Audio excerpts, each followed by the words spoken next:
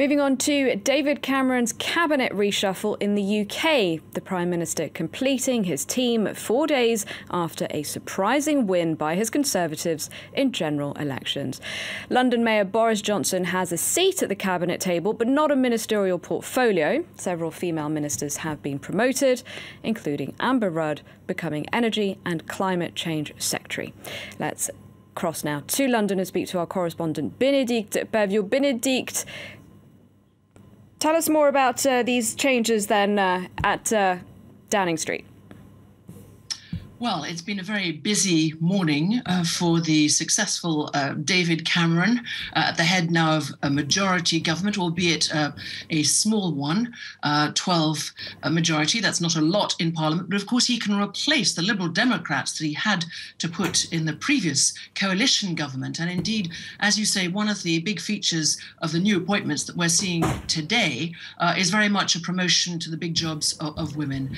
Amber Rudd, Energy and Climate Change Secretary. Expect to see a lot more of her, amongst other things, at the Paris Climate Conference in the autumn. Also interesting, we have an employment minister who's a woman now, the really rising star of the Conservative Party, Priti Patel.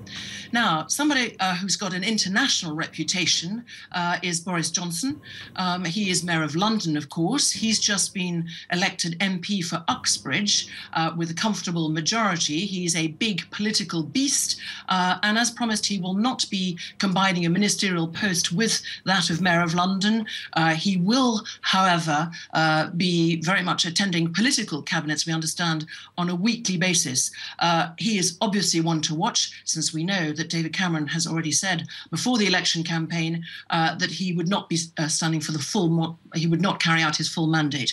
So there will be many people at the end of that mandate in about 3 years' time jockeying for position to replace Mr. David Cameron. But David Cameron welcomed as a hero this morning by backbenchers in Parliament in an important meeting, and lots of applause and congratulations for him this morning at that meeting. Bénédicte, now, of course, one of the big issues for the next few years for Cameron, next couple of years, is this referendum that he's promised to hold on EU membership. Yes, of course. The two things that he really has to address, one is the one of Scotland and all these new MPs who've already come down today to London. But of course, the other one is absolutely the European question. Mr. Cameron promised and has confirmed that he's going to keep that promise, that there will be an in-out referendum by the end of 2017 and allow the British people to vote on whether they stay or they leave the European Union. Now, I understand that that could actually be held earlier than we might think. It might be held as early as 2016. So we'll obviously be watching out for that very carefully. But there may be some very big splits, as we think. And will ministers, for example, be allowed to campaign against staying in the European Union? So very many things to look at on that front. And I think other EU countries watching very carefully what the Conservative Party does.